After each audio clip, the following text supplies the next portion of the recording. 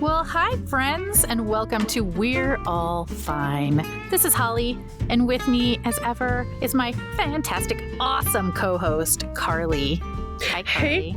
Hey, Holly. Hey, guys. Today, we're going to be talking about something not a lot of people want to talk about, and that's okay. We're going to talk about guilty pleasures. Ooh la la.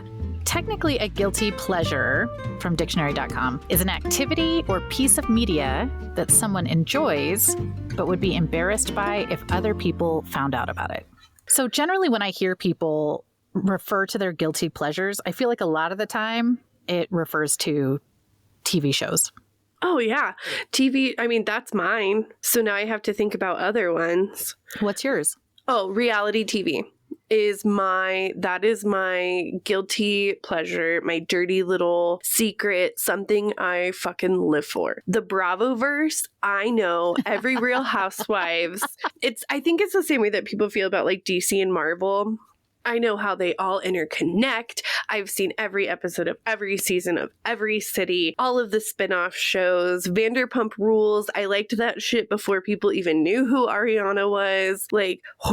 I know all of it. I love all of it. I quote it all the time, and usually to people that don't know about it. And I don't know why, because here I am, like this raging feminist, like female empowerment. We must like be who we are. And there is something about watching rich women just drunk most of the time, just being like, and your ugly snake print pants. Oh my God, I love it so much. Have you watched any of the Mormon Moms? Yeah. Oh, I binged it all in one day. Dude, Carly, I've tried to watch that stuff, but I can't, just because it doesn't take me long before I literally want to choke out everybody on this show. And then I get depressed because I'm like, this is what society has fallen into. This is what other countries judge us by now. Well, yeah, that's because you're watching it with your brain. You don't do that. You don't watch it with your brain. Got you. Okay. Like, you don't think about, like, the real world implications or anything like that. You just watch these women and even people, really, he's, she's, they's, everybody is welcome. And just watching them kind of make asses out of themselves. Well, it's kind of funny that you said it like that, like you're watching it with your brain. So I found this, I was kind of interested to find out, like, when we talk about guilty pleasures, I don't know about you, but I hear this more often from women, this term, than I do from men. I don't know that Chad has ever told me, like, yeah, babe, this is my guilty pleasure. Like, I don't even know that I've ever heard him say that. Right. Now, does he have some weird ones? Like, does he watch woodworking videos on YouTube like no one I have ever met before? Oh my God, my husband does too. Does your husband woodwork? I mean, occasionally. Oh, see, mine doesn't. Yeah. Well, and the first time I saw one of these videos, it was like a female host, and she's wearing super tight jeans, and like she's showing, like how to do this. And I was like, oh, I get why you're watching this now. And then you know what he said to me? Oh, I didn't even realize that she was sitting there. Like, he's not even seen her in the frame. He's in the grain. He's like really into the wood. I can't believe I said that out loud. So I was kind of curious as to why this is like this. So I found this amazing article written by Ariel Zebreck. She's an associate professor of English and Gender and Women's Studies at the University of Wyoming. Ooh. I highly suggest you go look her up. So she says in her article, I think a more accurate term for the guilt implied in this kind of statement may be shame. When someone says something like this, they seem to mean they're ashamed because they know how bad it is, but enjoy it nonetheless in spite of that shame. So what she said is, first of all, it's not guilt. Like, guilt and shame are not necessarily interchangeable. No. She's like, feeling guilt, she says it is productive. So you can like do something about it. You feel guilt, you can work to adjust, change, whatever. Shame is something that you feel, and she said primarily because it is not productive. So whatever we are doing is not productive. And she said that's also why it affects women more, this idea of guilty pleasure. She said the pervasive demand that people, especially female people, be productive and positive produces the majority of the guilt and shame we experience. So when we're watching things that are not productive or positive, which we as women are supposed to be doing at all times, right, we immediately get the guilty pleasure feeling. Oh, that makes so much sense. That makes so much sense. Well, and my therapist, because, guilt and shame, I was raised Protestant, but like our sector of Protestant, like people like, oh, Catholic guilt. But like my sector of Protestant that I was raised in was terrifying because you couldn't do confession to be like saved or like to be forgiven. So like if you sinned, you fucked up and you just did it, right? And so, but my therapist told me that guilt is something you place upon yourself, whereas shame is placed upon you by others. So other people's perspectives, like you feel guilty when you've done something that you should not have done. Shame is when you have done something that you believe others think you should not have done. And that's how you can distinguish the two. So that actually makes like a lot of sense to me. Well, yeah. Because when you think about what people talk about, what their guilty pleasure is that it's usually them ingesting media, whatever that is not productive or not positive. Now, my guilty pleasure, I can't do reality TV. I'm too sensitive to that. But I love romance novels. And I don't mean like, oh, that's just a genre I like. I mean like I consume it like crazy. I get on to like binges where I am just downing like tons and tons of books in a week. And even worse, this is so bad. I love the books where the male, I guess, protagonist, it's so hard in these books to go talk about protagonist and antagonist. Like, right. I don't know that's what we're really focusing on. But I love the books where the male protagonist is just an asshole. They're my favorite. Is that something that I am a fan of in real life? Not at all. Not even kind of. But in my literary fantasy life, 100%.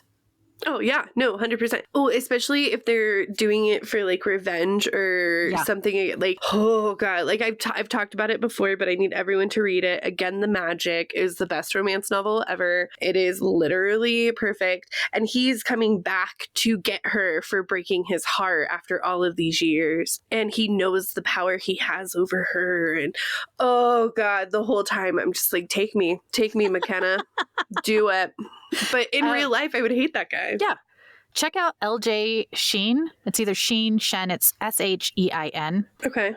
All she writes, and she's got a ton of books. She's hugely popular, but all she writes are absolutely like just the worst male protagonists. And they redeem themselves ishy, like towards the end, or at least you get to a point where you're like appreciating their horribleness. I don't know.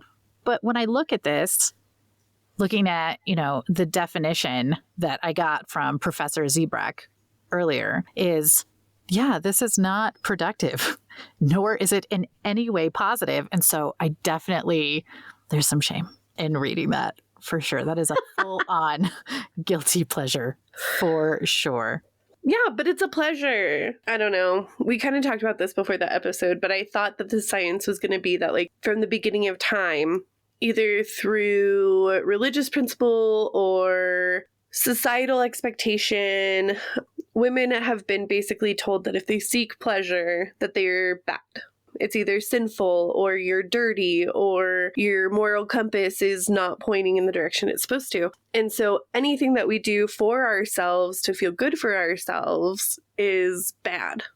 And that's why I'm all for guilty pleasure. Like, if whatever you want to do to have a good time, as long as it's not hurting anybody, live your best life. I realize mine isn't that bad. Mine is reality TV. I'm sure I have other things. Like, one of my favorite things in the whole world is taking a spoonful of, but I can only do it so often, a spoonful of peanut butter and just eating it off of the spoon.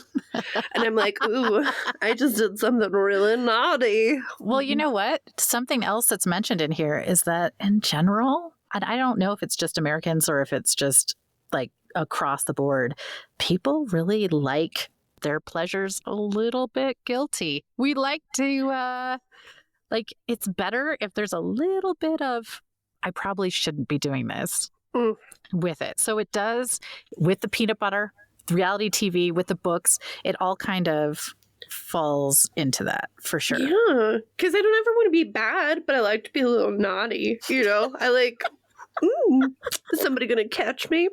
You know? I love that. I live for that shit. Oh my God. So I was scouring, as I do, Reddit, because I wanted to see what my guilty pleasure was compared to most. And there were some that my lady eyes and mouth could not say on here. I think people thought that dirty little pleasures or dirty little secrets meant that it had to be dirty.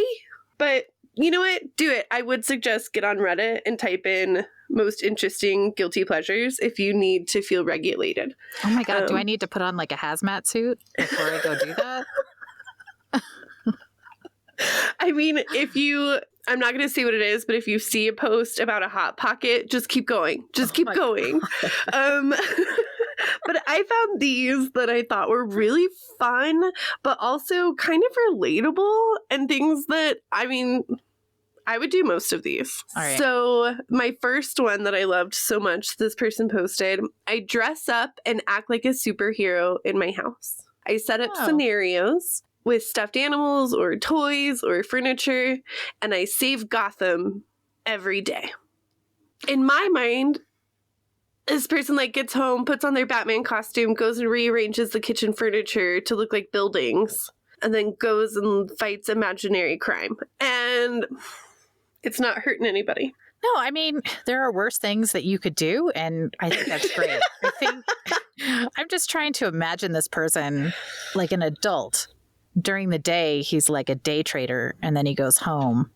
Yeah. And he does it daily. Like, that's daily. What does this look like in a relationship?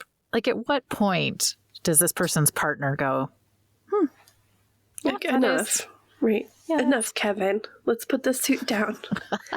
I mean, in a perfect world, because I believe that there's someone out there for everybody. In a perfect world, maybe their partner likes to be a villain every day and gets to cause mischief and mayhem, or like hides his keys and is like, I hid the keys to the Batmobile. You have to find them. Who knows? Yeah, but the way you say it starts sounding like it gets real saucy. Like it becomes less of like a guilty pleasure and then just straight pleasure.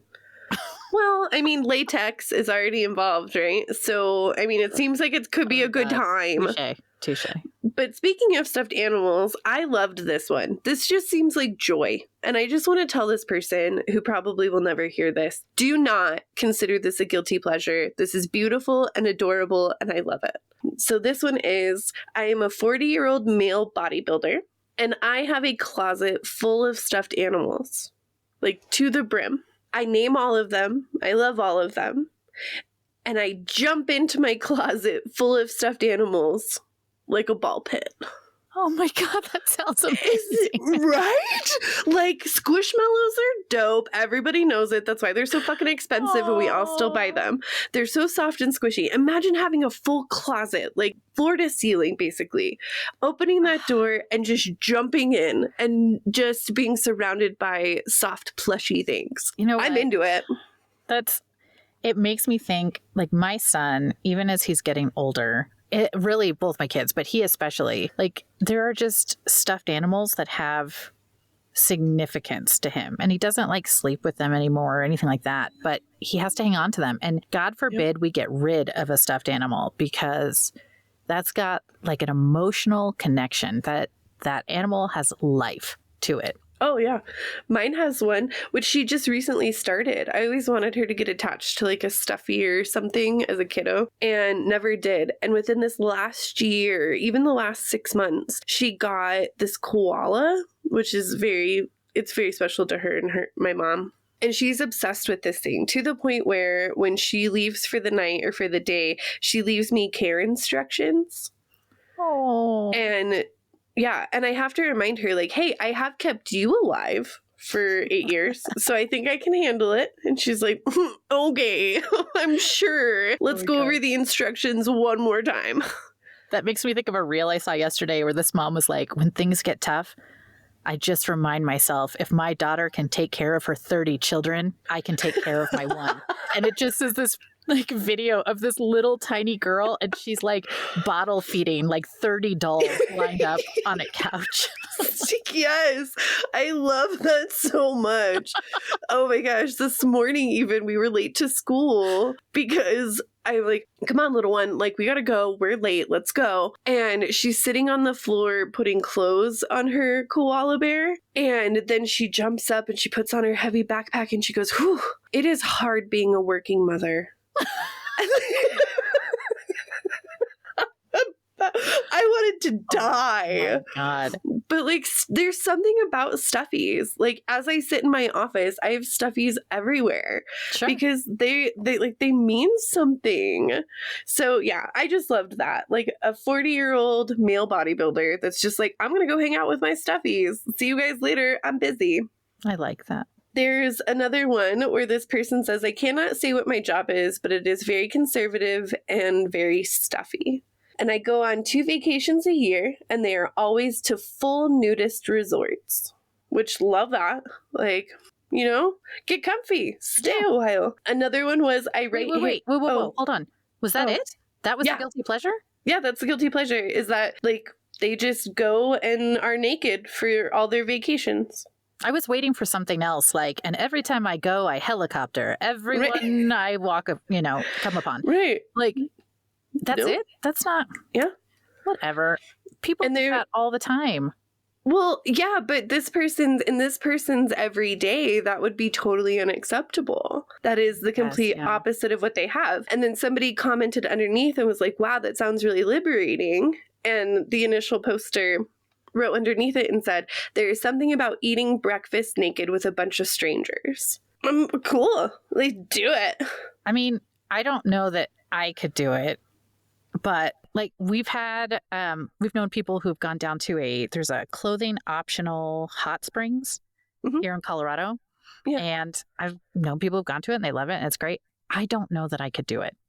Like I'm not comfortable enough in my own skin. Yeah. And then on top of that, I would be really uncomfortable with like how to talk to people. Right. While naked. Like I can't ignore that. It's like that scene in Forgetting Sarah Marshall. Where she's like breaking up with him and is just full frontal. And she's like, I need you to put some clothes on. And he's like, no, because if I put clothes on, then we're really breaking up. And she's like, no, I really need you to. I really need you. I need you to do this right now. But yeah, no, I mean, back when I had my like skinny little body, I was like, yes, naked, woo. And now that I'm learning to love the skin that I am in, I prefer oversized clothing. So I guess we'll just see where the world takes me, you know? So that's where we say, good for this person. Yeah, good for you. Good for you. So the next one is, I write Harry Potter erotic fan fiction. And I'm not sorry. The title is what gets me. They are titled The Sexy Days After Hogwarts. So they are all above 18. God. I just love that. The sexy days after Hogwarts. I kind of wanted something a little bit, I don't know, like more clever. Yeah, I think they were just really focused on making sure that people knew that they were not writing like erotic fan fiction about children in a school, I'm hoping is why they did that. Like Harry Potter and his first Slytherin. You know, like that is so good. Thank you. Oh, you might have a career here, Holly. Yeah, no. Clearly I can't compete with the sexy days after Hogwarts. Sexy days. The sexy days. I love that. Another one, and this was a male too. So I kind of enjoyed this one. I wear thong underwear under my boxers. Okay. The only reason I struggle with that, is because I'm like, they're so uncomfortable. Why would you want to do that? It might make them feel pretty. They might want to feel, or it's one of those things where it's like, I know I've got something sexy and sultry on under these that nobody else knows about. I mean, I think that's great. I think it's just the style. Like if he wanted to wear like, satin panties, and that's great. It's just a thong. Yeah. That's whatever. That's just me. I know people who love them. I can't. I'm like, I got too much junk in the trunk, and it's like my ass gets hungry and just eats the thong. Like it's so uncomfortable. My least favorite thing in the entire world is feeling body parts I don't normally feel. So when you're sick and all of a sudden you feel your throat, or you exercised or worked out or did something and all of a sudden you feel muscles in your body that you don't normally ever pay attention to. That shit gets me to where I'm rage everywhere. So thongs, to me, I feel my butt crack the whole time. And I don't normally feel my butt crack, and I don't want to. Wow, that is incredibly well said. Like, you've described like the whole uncomfortable feeling. Really nicely done. Thank you. You know, I am wordsmith and things like that. This one was one of my favorites because it's super relatable, because I feel like it's in the same thread as my reality TV show addiction. On my lunch breaks, when I've had a shitty day, I go to Walmart and I people watch in the parking lot. Oh my God, I love that. I share this person's guilty pleasure. People watching is my jam. It's my favorite. Airports are really good, but that's if you want to like believe in love and things. But Walmart, that helps.